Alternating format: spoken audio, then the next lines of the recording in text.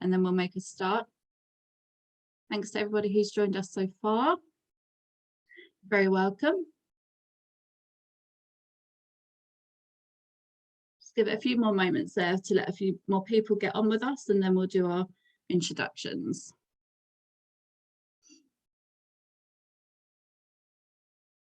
Okay, I think I'll make a start. So a very warm welcome to you all joining us at this morning's Thoughtful Thursday session. So this session is being recorded and it will be uploaded onto our website as a resource to be shared and to be looked at after the session. So all attendees, you are on mute and your cameras are off.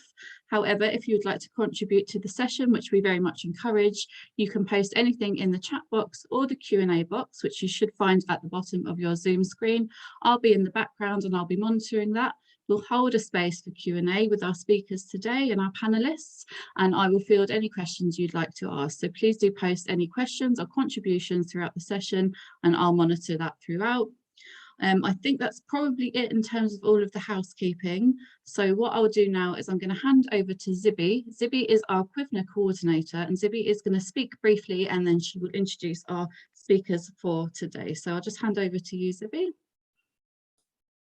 Thank you, Aisling, and a very warm welcome to everybody. We're delighted at Irish in Britain to welcome you all to our Thoughtful Thursday today on a very important topic of young onset dementia, looking at sporting activities and some wonderful success stories with an organisation called Peaceful Place. And we're delighted today to welcome a number of different guests. We have guests from Peaceful Place, including Charlotte Curran, who some of you will know from her Cuimhne work with Irish in Britain, and who is now the CEO at Peaceful Place.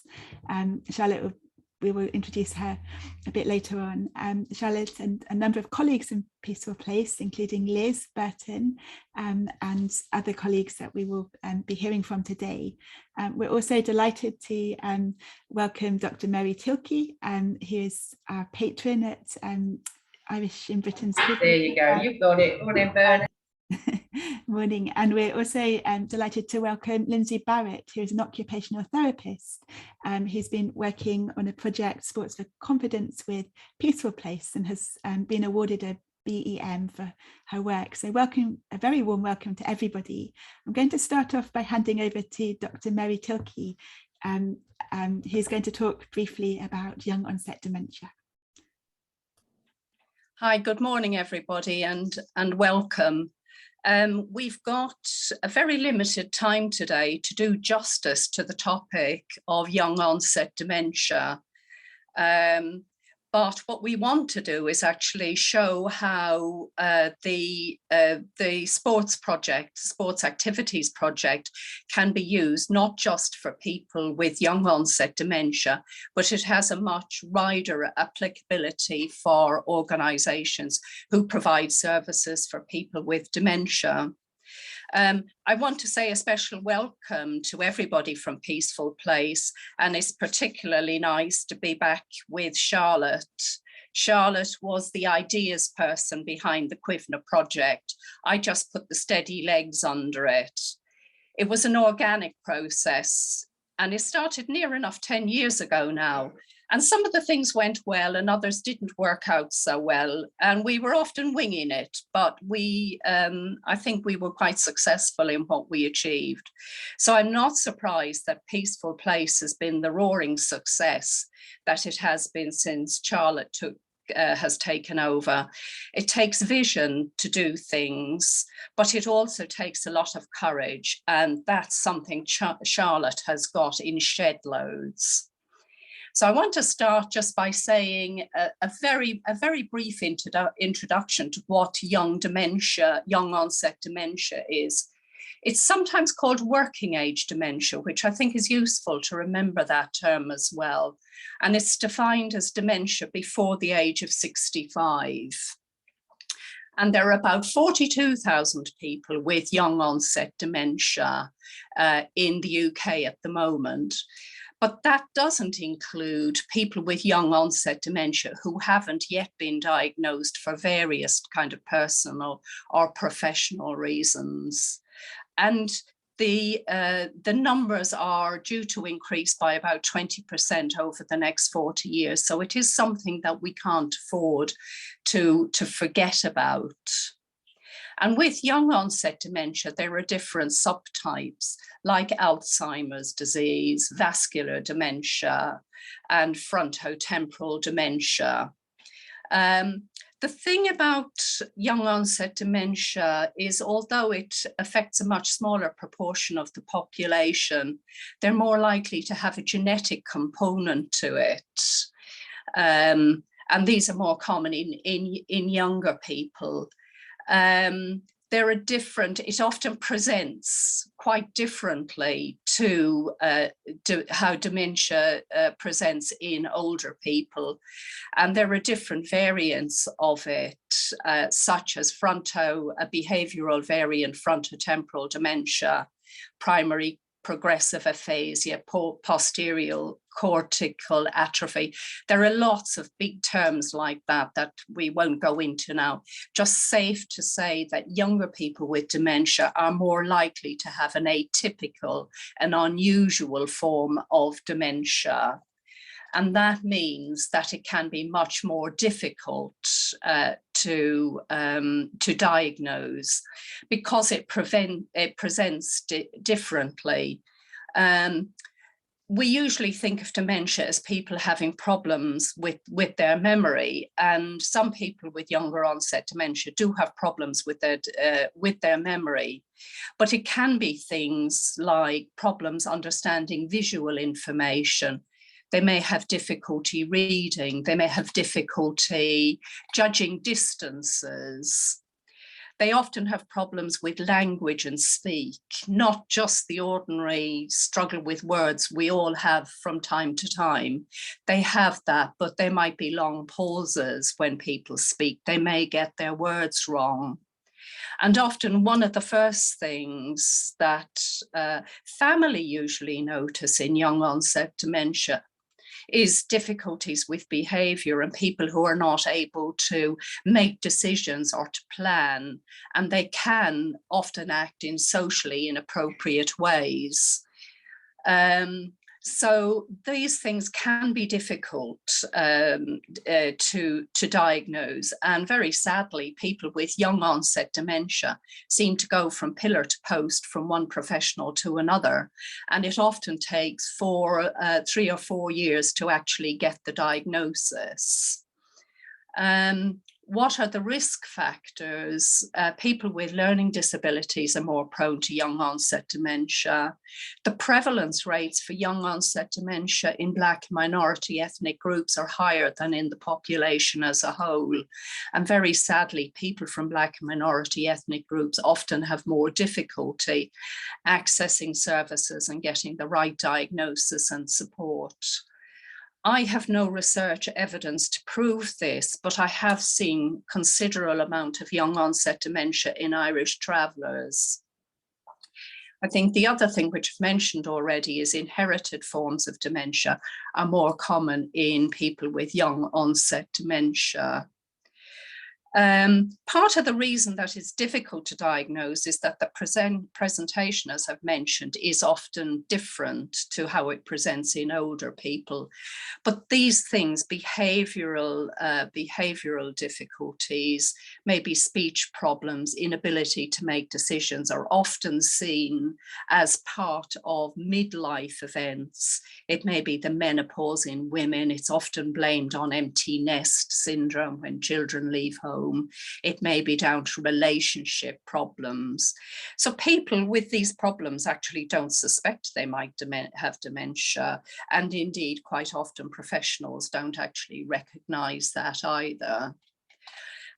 So again, just to reiterate that memory and orientation are affected less in people with young onset dementia, but things like behavior, language, mobility, and decision making are more common, and people may have problems with visual problems, reading, writing, speech, etc. So it does present rather differently. And because we're often expecting it to be a disorder of older people, professionals and indeed the public don't think to look at the possibility of young onset dementia.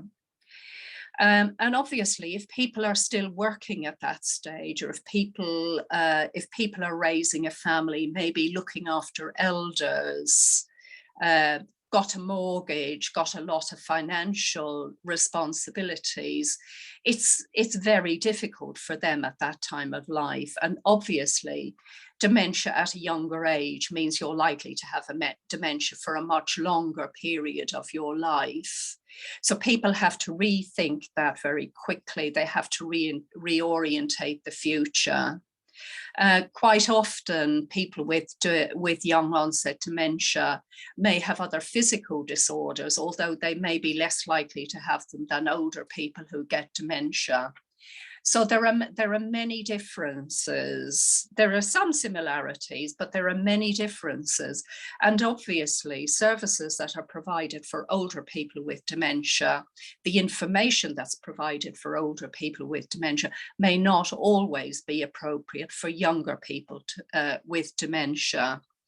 And clearly, if you're going to have something like dementia for a longer period of life, it's really important that you remain healthy for as long as possible. And I think this is one of the reasons why the sports for confidence, the sporting activities, is really important. I could say an awful lot more about young onset dementia, but I know that the members of Peaceful Place, if they don't get off to their sports centre today, there'll be a riot. So I'll hand back to Zibby at this point. Thank you so much, Mary, for that. I'm going to hand over now to Charlotte and Liz from Peaceful Place. So again, a warm welcome to Charlotte and Liz and to all your colleagues in Peaceful Place to tell us a bit more about the projects that you've been doing.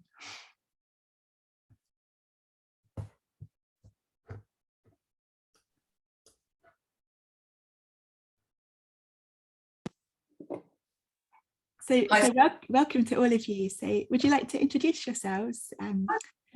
Yeah, we would like to introduce ourselves. So we have... Hi, I'm Sophie, I'm a student. I'm Charlotte, I'm the CEO of Peaceful Place. I'm Eileen. I'm Ricky.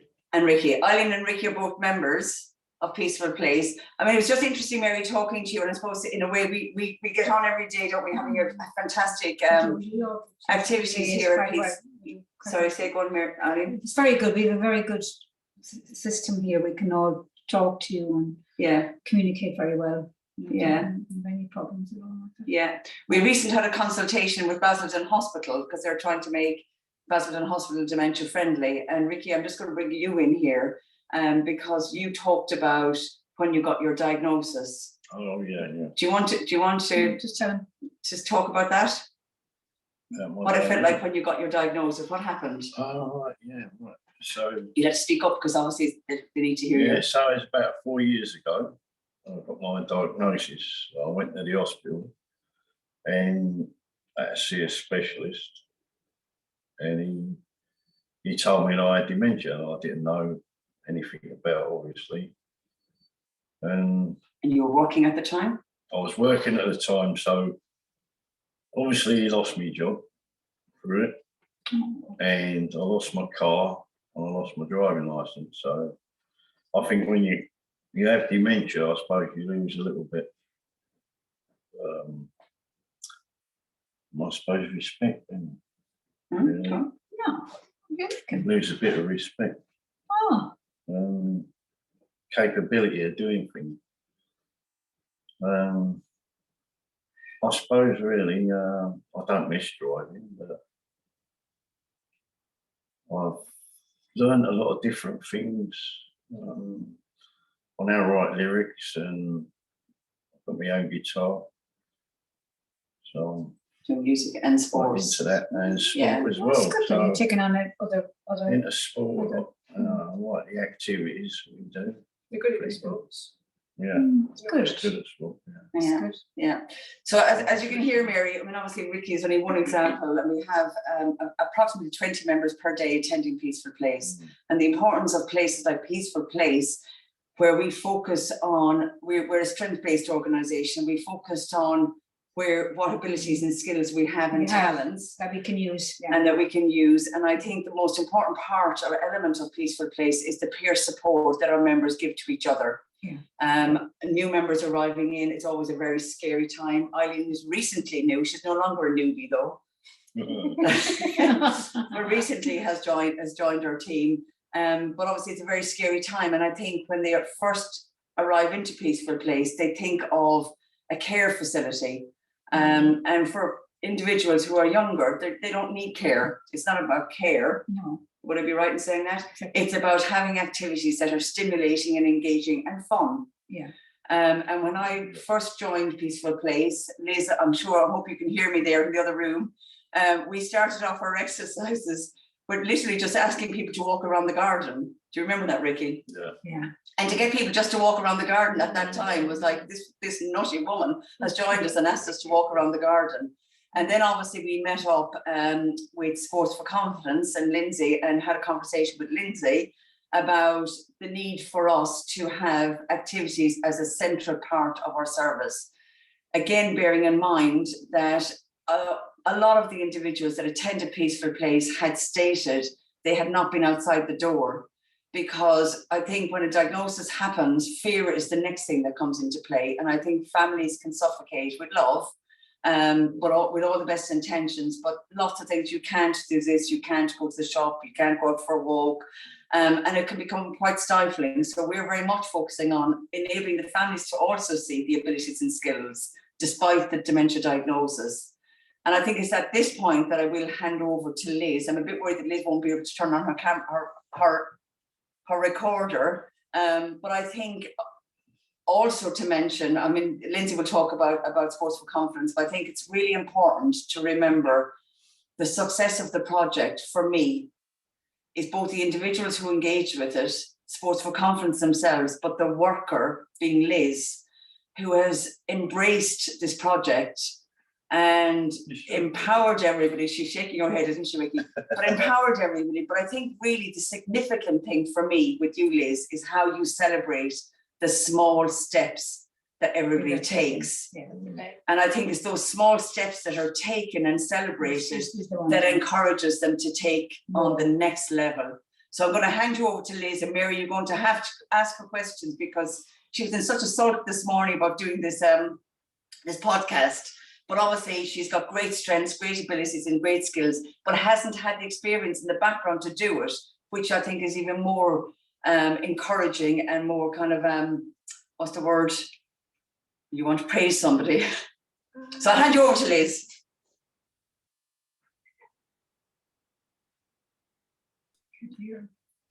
Welcome to Liz. We'll just get you to turn on your microphone.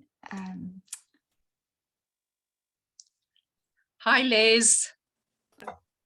Hello. Brilliant. Liz. Hello, Liz. We can hear you. Hiya. Yeah. First of all, it's a Nothing team. to worry about. Just Right, talk. okay. Right. First of all, it's a team effort. It's everybody that makes this work, and it does work. It's Lindsay. It's Lindsay's team. It's the staff here. It's the volunteers. It's Charlotte. Charlotte's like a Rottweiler, but I mean that in a really good way. I don't mean that in a bad way. She gets something in her head and go for it, which is lovely, because it's been obstacle after obstacle, wall after wall, with regards to trying to get the physical side to be able to take the members somewhere to be able to do what they're actually doing now. So it's a team effort, isn't it? It's everybody. It won't happen. This is from the members. I'm flogging a dead horse. I'm full of promises I can't keep. What a load of rubbish. Heard it all before. They're the comments I had before we started. We started to put the ideas together. From the family, they were scoffing, being very negative, looking up in the air sometimes when you're trying to have a conversation with them, and because The members were enthusiastic. Unfortunately, we had problems with the families, like that were against it. It couldn't happen. Comments like, they don't like sports. He cannot run. She struggles walking. How do you expect her to run? He cannot pick a knife and fork and cut his food. How can you expect him to play basketball? So they were the kind of comments I was receiving from the families. That stuck with me, and it's still stuck with me like today. That the negativity, it's no wonder the members were negative if that's the kind of thing they were receiving from people that love them and trying to protect them and stuff like that. So yeah, it was hard. It was hard. So what made it? It's obviously it's still a very big part of their activity within Peaceful Place. So what do you think has made it so successful? What do you reckon? I think trust, communication as well. They're not forced to do it. They are asked if they want to. Would you like to try it? Would you like to do this? What would you like to do? Where would you like to go? Communication, literally communication. I think it come down to a sense of belonging, didn't it, Bernard? So, like when Bernard decided to they come over the ones that I knew who they were. So what Bernard is saying, a lot of them has got 5 things. Yeah. Mine's on there, but then and they always come. Yeah. So they always and we all go to see what will happen. Exactly. Like a wife's gone. Yeah. Or they come up. So yeah. Because and that's the thing that I couldn't get anything to do to that because I don't know that. Right. Okay. Yeah. So Bernard was quite reluctant. He didn't feel that he could maybe play football, maybe play basketball, even hockey or anything like that. It was like, I know I can't do it. I'm not going to do it. I'm not going to put myself into that kind of situation where people were going to laugh at me. That's one of the things you said. But so like now then I've got them in the name so that I know they exactly. I fight it and I've got them. And they're there for you, aren't they? Everybody's there. Yeah. So do you mind me interrupting? Yeah. Right. What actually happens is we get a new member. We take them down to Lindsay. We introduce them to Lindsay and the team, but we don't tend to tell them much because we want to see how they actually interact with our members as well. And that's what one of the things Bernard's trying to get across is he likes the fact that Lindsay or part of her team came up to them, they were introduced, and then she took the time, and so did the team take the time, and still does, to introduce herself, tell them a bit about what's going to happen, and there's nothing to worry about. It's nice and calm. You can do what you want. You can do as least as you want. This is what Bernard's trying to say. Is that right? Yeah, that's right. Yeah, no, that's correct. That's correct. Yeah, that's correct. And they can't. I don't drink. Yeah. I don't. No. Put there. Yeah. So they encourage him. Never, ever. Yeah. Never. You know. You don't drink at all? No, I'm never. He drinks water now. He does drink water. No. Right. It's just it's my one. What did I said? Look, you can't keep on the late, and so your wife. Yeah, but now it's fine. Now it's okay. And she says that's cool. That's great. That's cool. That's good, isn't it? Yeah, that's good. Has it been different from men as opposed to women? No, because you've probably got more women in the group than men. No, we have more men in the group, but there is no difference at all. The women want to try out as much as the men want to try the different sessions. There's no hierarchy. There's no they are as individual and as a team. It's just one. We haven't got a team leader. They look after each other. They talk to each other. They encourage each other. They praise each other when they've done well, and they also console them and still praise them. And it's quite humbling to sit there and see and hear when somebody may not have bowled the bocce ball in a straight line. Doesn't matter. It doesn't matter. You know, they look after each other. That's brilliant. I'm rambling, aren't I? No. This is, you see, one of the things that Charlotte mentioned, and I think those of us who know a little bit about dementia understand, is the importance of those small steps. You know, we're never going to, you're probably not going to have anybody playing football in the Premier League, but you might have somebody kicking a ball around, you know, I don't know. Ricky's really good at football, and he's got goals and you know, he's got goals and you know, you never know. Yeah. Never say never. They set goals for themselves, which maybe when we first started, none of them were setting goals for themselves because none of them believed in themselves because everything was taken away. What they knew when they get that diagnosis of dementia, you know, their life stops. So we try and say, no, it doesn't have to stop. You know, we might need to adapt for you to do such and such, but we will do our best, and we do our best to try and make that happen. Can you give an example of some, you know, kind of small goals that somebody has set for themselves or you've helped them to set? Well, we've got this guy, he's 6'2", and he wants to, when you walk into the leisure centre, there's one of those climbing walls. Yeah. And it was one of Bernard's goals as well. They want to climb the climbing wall, don't you? Bernard's got bad knees, Paul's got bad knees, but they're still insistent. And I've had a word with Lindsay about it. And she said that she can make it happen. So what they've been doing now is we go out for a walk and there's different playgrounds and they've got small walls that they can climb. And some of the members actually go in there, like Paul, 6'2". He asked the two young children that were in there and the mother if they minded if he tried to climb the wall. And the mother and the children were amazing, absolutely fantastic.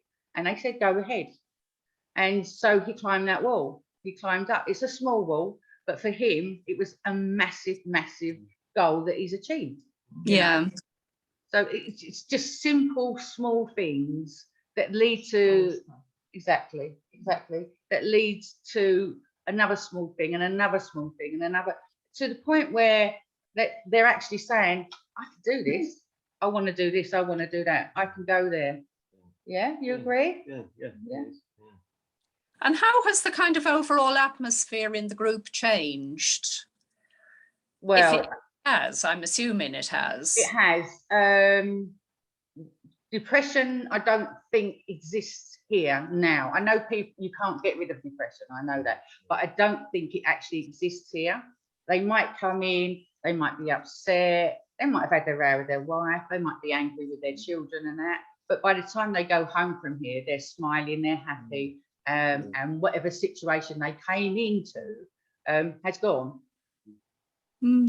Has it impacted on the staff as well? Apparently I've got like a high pedestal. I try to communicate to the volunteers, to the students that come into placement and that, open your eyes and communicate. I've got some amazing volunteers. I say Charlotte's got some amazing volunteers. We've got some amazing students. They come in with a preconceived idea of dementia. Some have had no experience with regards to dementia, but they've still got this idea of it. And more often than not, it's wrong. We also have people come in that have actually experienced family members that also have dementia. And they've also got a preconceived idea of what dementia is. And again, it's wrong. And they go out with a completely different mindset of what actually dementia is. I mean, we have staff that, we've got 17-year-old Sophie, who's in the other room, who is just absolutely amazing and is open to learn, you know, and take advice. And we've got 30, 40-year-old students. We've got a 90-year-old volunteer on top of us, you know. It's so varied. But it's like a family. It's not volunteers, it's not staff. Charlotte's not the CEO. These are not members. It's a family. That's brilliant. Yeah, I mean, I've been there, so I've actually seen it. Not since the sports project. How did you feel about taking it on initially? But one of Charlotte's crazy ideas. Yeah, yes. Charlotte sees something in me that I probably don't see in myself. And she pushes me out of my comfort zone mostly all the time, mostly every day. What was the question? Sorry, I'm just thinking about Charlotte pushing me. Have you changed? What has it done to you? It's taught me to listen. I have compassion. I have feelings that I never thought existed in me. Do you agree with that, Bernard? Yeah. Bernard's agreeing with that. Yeah. It's completely changed my mindset. And as you know, again, these are my family, and I will do anything and everything to get them to achieve what it is they want to achieve, what goals they set. I will do everything in my power to make that happen, because they deserve it. Brilliant. I see you as much more confident than I thought. I think I'll hand back. We may have some more questions for you, Liz, but I'll hand back to Zibby because we need to talk to Lindsay as well. Back to Zibby. Thank you very much, Liz, and everybody, and thank you, Mary. So, Lindsay, we want to bring you in here to hear from your point of view about the sports projects that have been happening, and why you felt it was important to be involved with that and what you've learned from it. Brilliant, thank you. It's absolutely lovely to be here and to see all the members on screen as well. I'll just give you a little bit of background about myself and what we do. So I'm actually an occupational therapist. I've been an occupational therapist for 23 years. It is my passion. And traditionally, you wouldn't normally find occupational therapists within leisure centres. So there's 50,000 OTs in this country, and I'm the first one ever to work within a leisure centre environment. So this has been a real journey for me as well. We founded Sport for Confidence 7 years ago. I left my community NHS setting and based myself within Basildon Sporting Village. And what we're doing there is actually using sport and physical activity for what we call occupational outcomes. So Liz touched on this a bit. Actually, you know, it's not about, for me, sport, mastering the skill of the sport as such. It's not about the basketball, the football, the dodgeball. It's about how we use sport and physical activity to impact on other areas of our lives. So how do we use sport to develop the performance skills which will help us with our communication, our confidence, our ability to get washed and dressed independently, our relationships, our friendships. Sport is so much more than the mastery of the skill itself. And as OTs, that's what we're concerned about, enabling and empowering people. And for me, I do the same job now as an OT in a leisure centre as I did in community services, in stroke rehab, in cardiac services. It's about enhancing people's quality of life and daily living through the use of meaningful occupation, and the tool that we use is sport and physical activity. I mean, I'm happy to perhaps talk about the beginning of the project. I don't know, Mary, if you want to ask me specific questions or if you'd prefer me just to kind of carry on and talk about how it It all would be evolved. great to hear about how the project got set up, and also about any adaptations you might have made to some of the sports activities for people with young onset dementia.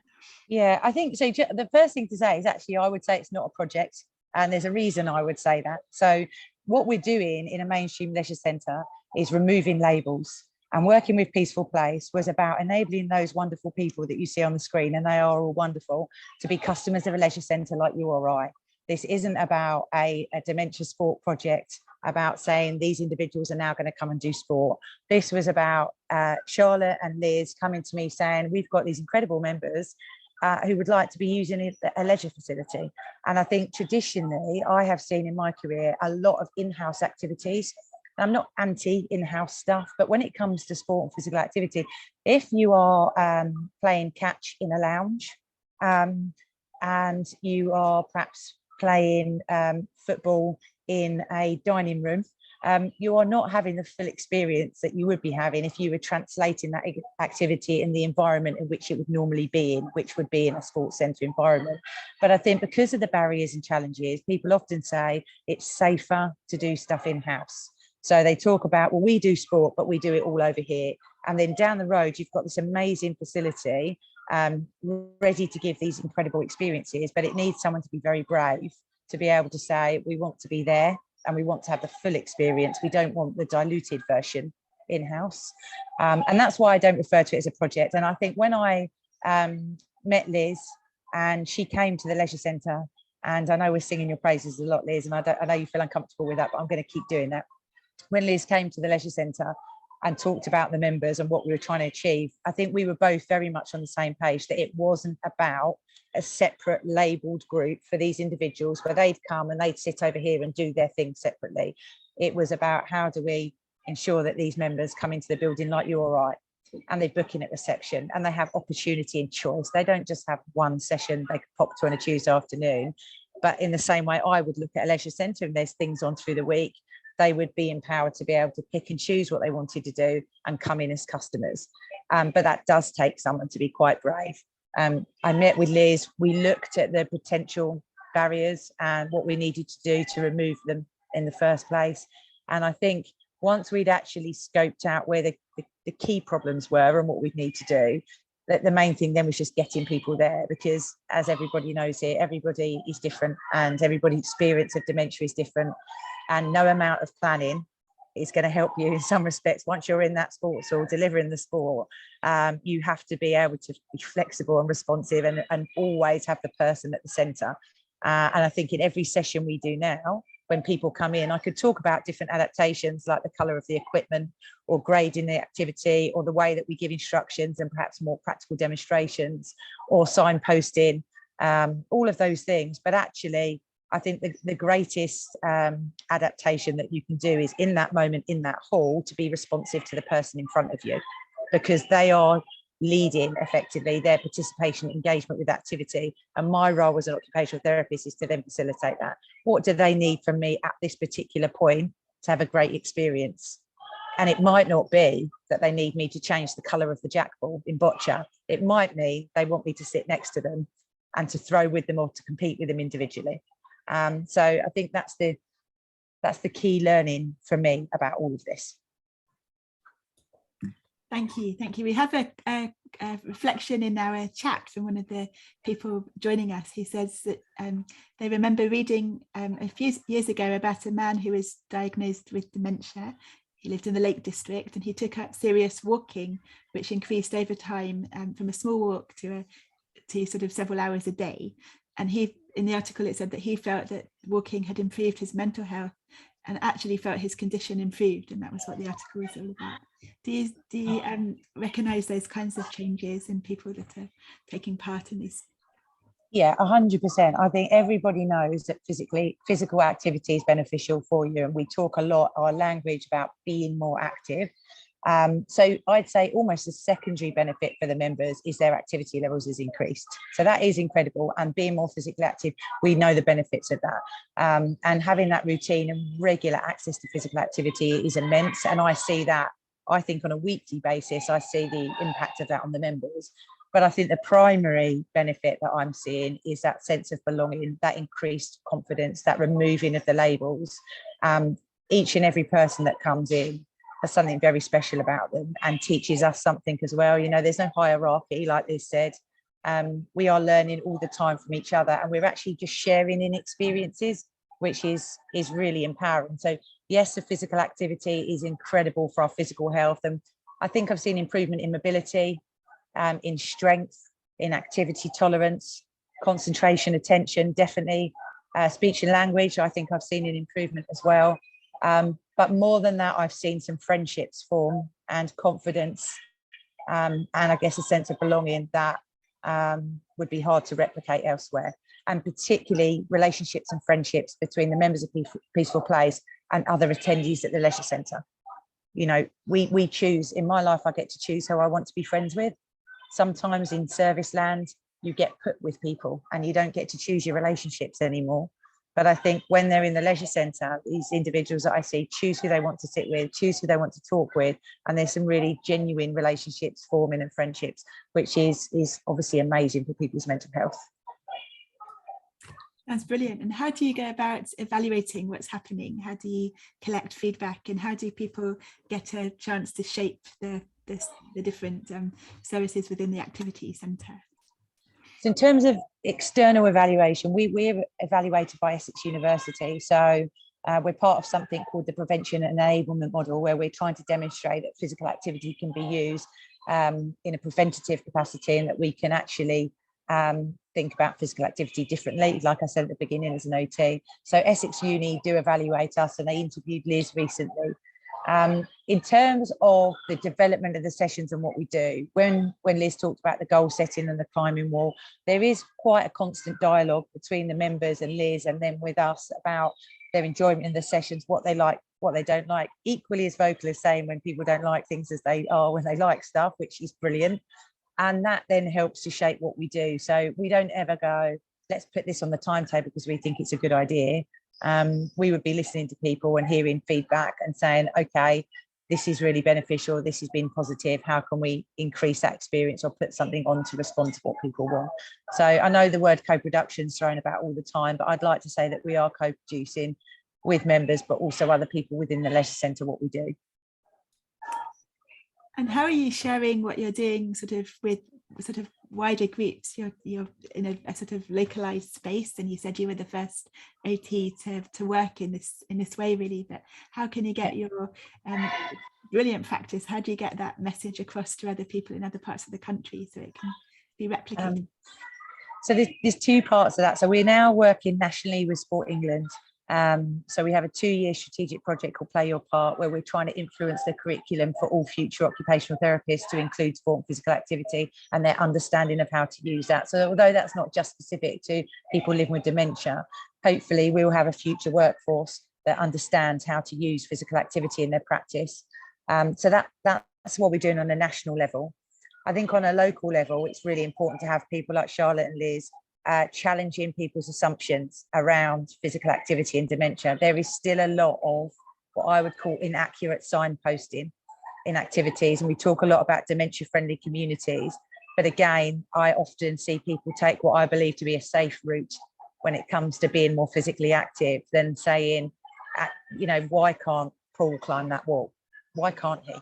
There is enough negativity and labelling already in people's lives, and I feel that sometimes professional groups and local groups need to be challenged on saying your baseline isn't good enough.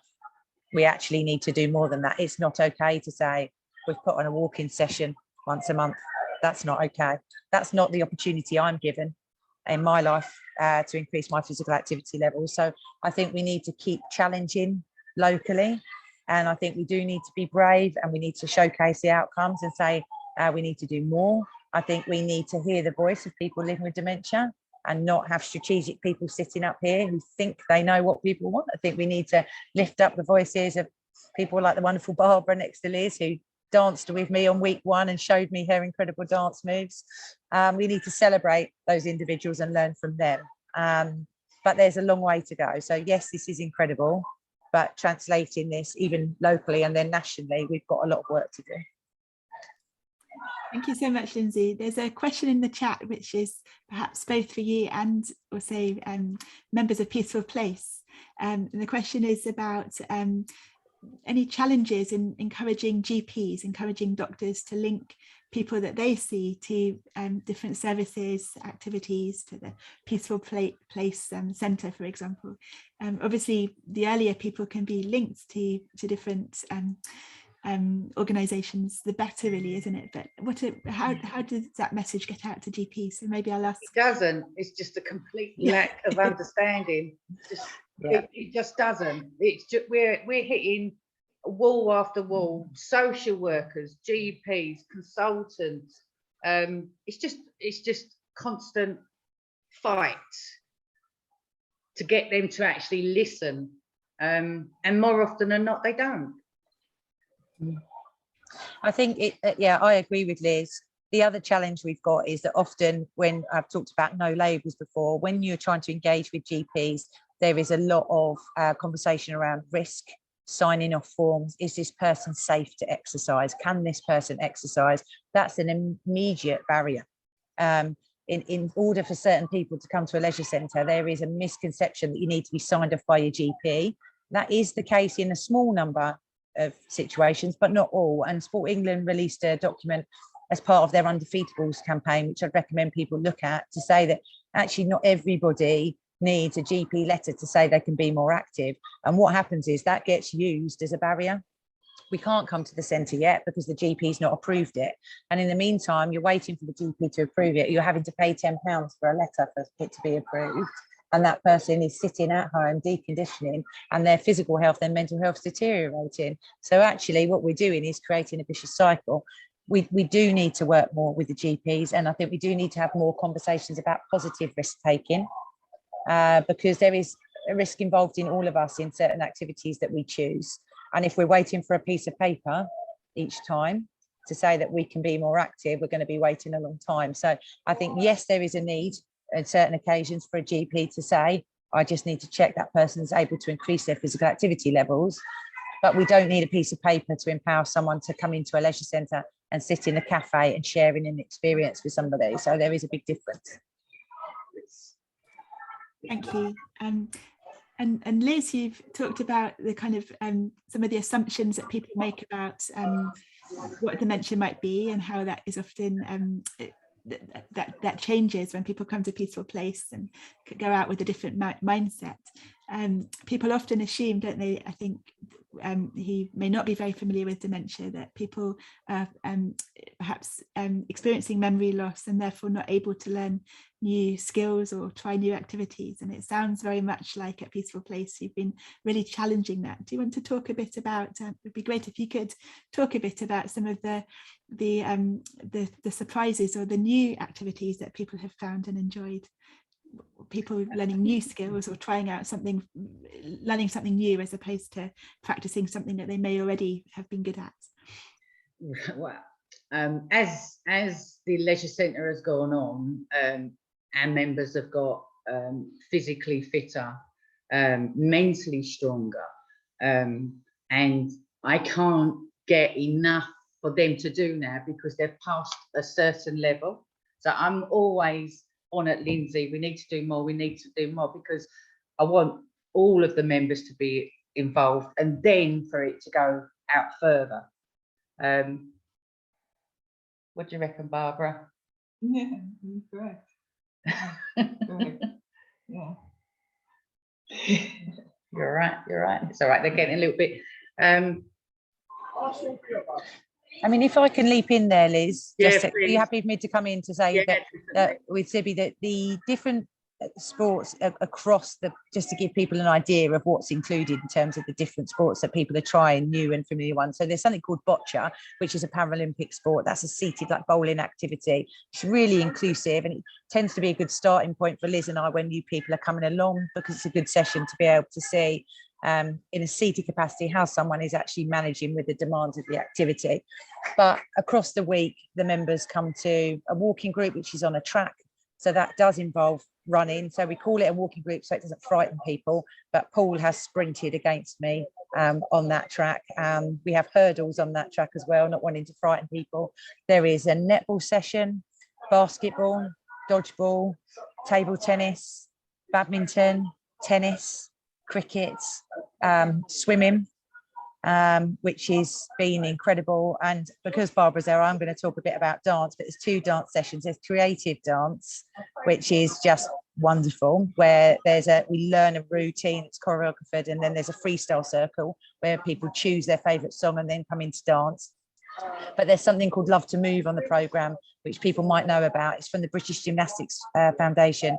It is a dementia-friendly seated gymnastics, effectively, with a very strong evidence base used in Japan in care homes predominantly, which is shown and has proven evidence to slow the symptoms of dementia and to actually help people with their functional movement so they can maintain their independence. And Peaceful Place are in that session every week.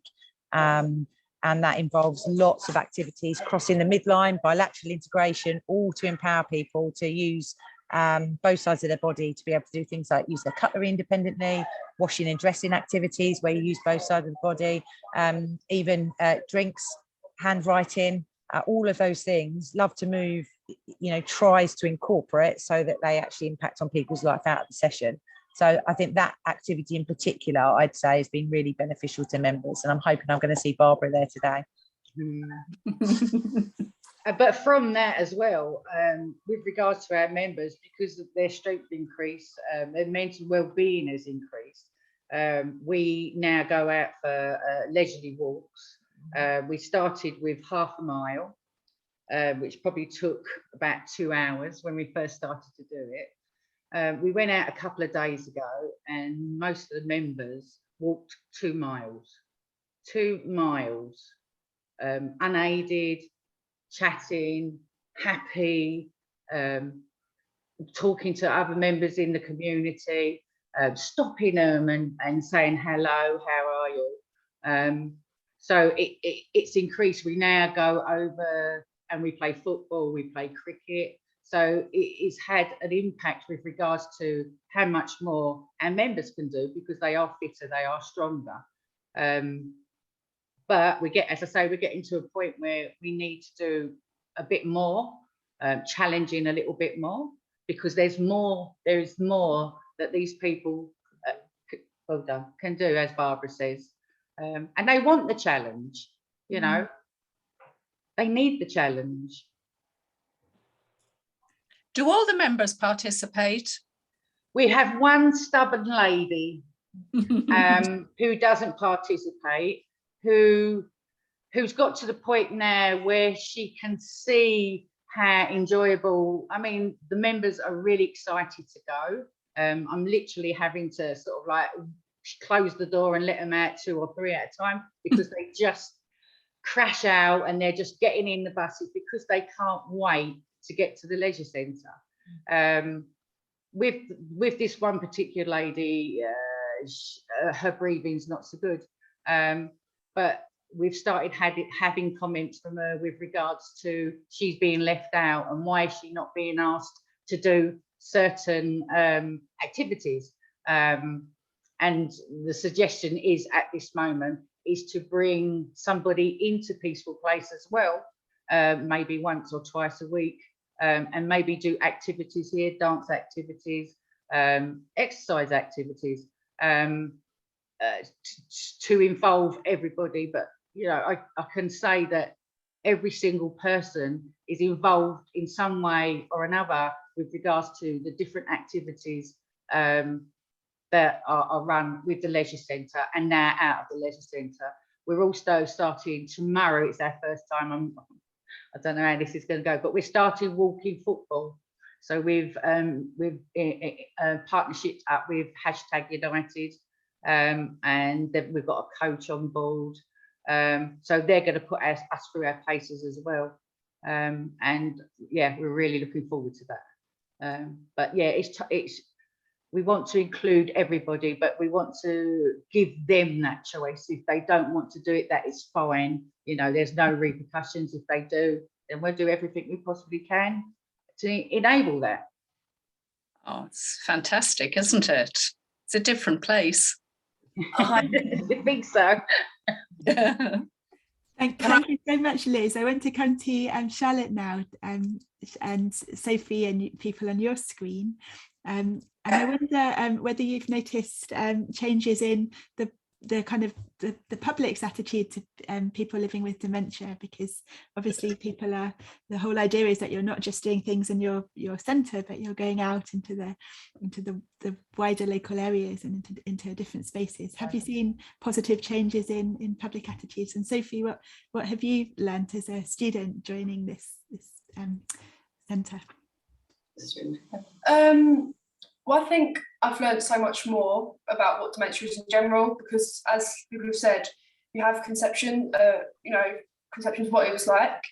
When most of the time, as people say, it's wrong. I've worked with people with dementia before, but it's more in my family. So coming here, I think I just love being here in general, because you do learn so much, and you learn that it's not just one, dementia is not just one thing, it affects so much. And it's nice seeing the friendships grow, especially, and it's nice seeing people, not letting it stop them really, especially going to the leisure centre. I've seen so many friendships grow, and it's just, I enjoy coming here, just seeing them enjoy themselves. Communication. Yeah, cool. It's nice. I have learned a lot since being here, 100%. Sibi, can I come in here? Can I just go back on the issue around GPs? When we mentioned about GPs understanding and referring people into services, I have yet to receive any referral from any GP. And most of our referrals come through either self-referrals, because obviously the word is getting out there, but also through the dementia nurses on point of crisis. And again, it just shows you the lack of understanding around the needs of people in the earlier stages of dementia. We've moved away from just recognizing young onset to also recognizing there's an unmet need in those in the earlier stages of dementia. And I think without the sporting project, there's no doubt in my mind, Lindsay, there are individuals who would never have engaged with Peaceful Place, because when I'm able to offer the opportunity to go down to the leisure centre, it feels much more of a normal service. And I keep telling them, we're not a care centre, we're an activity centre. And I think that's a really significant factor when I am discussing engagement for those who've just been diagnosed. I had a gentleman recently, 2 weeks ago, came in and he said, I'm not here to put effing bunnies in any effing baskets. Now, he ran his own company, he had 40 employees, and it got shut down during COVID, which had a massive impact on him. So if you can imagine moving from being an employer of 40 employees to them being told by his wife and the dementia nurse, you've got to attend a daycare centre. So he came in angry, very, very angry, and didn't want to be here. And he did eventually agree he would give one day, and that was the agreement. Now, he was here for the second day yesterday, and he spent the day with Liz. And they went for a walk, and then they went down to the leisure centre. And he has said, despite himself, he's had a good day. So he's still resisting it, and he's recognising he's resisting it, but he's saying he had a really, really nice day. And I also think that most of the individuals that are currently, all the new referrals coming in at the moment are men, and they're all recently, just like Ricky, had to give up their employment. And I, again, would not, a care centre, as we know, the traditional care centres would never have engaged them and will not meet their needs. And it would be wrong to put them in there. And certainly, I mean, from, I'm mindful of Ricky. And of course, Eileen has just recently joined us as well. Eileen does Irish dancing. She loves to be out and about. Eileen would not sit in a centre, am I right, and just drawing or colouring. She's an active woman. So again, I think it's about recognising that the early stages of dementia is just as important as the later stage of dementia. And I think there's a real misunderstanding around the social model of care as opposed to the medical model of care. There's still some work needs to be done around recognising everybody talks about money and the cost effectiveness of services. Well, I absolutely believe that places like Peaceful Place in a community will save on the long term, because our individuals are here for much longer and are healthier for much longer and happier for much longer. We talk about friendships and develop friendships, because again, one of the big issues that was presented to me when I first joined Peaceful Place was how lonely they felt in their lives, because all of their friends had slowly moved away because of their friends felt uncomfortable, and how disadvantaged they felt by their families. And I don't hear any of that now, because they're just like, we're in, and they're sitting around and saying hello to each other. They've got great friendships going on. You know, it's a wonderful, wonderful place, made special by the individuals, but definitely without, I know, Lindsay, you're not calling it a project, I suppose, without the central component of what we offer. It is what you offer, Lindsay, that makes it an easy place for people to engage with. And then we can do all the other work in the background.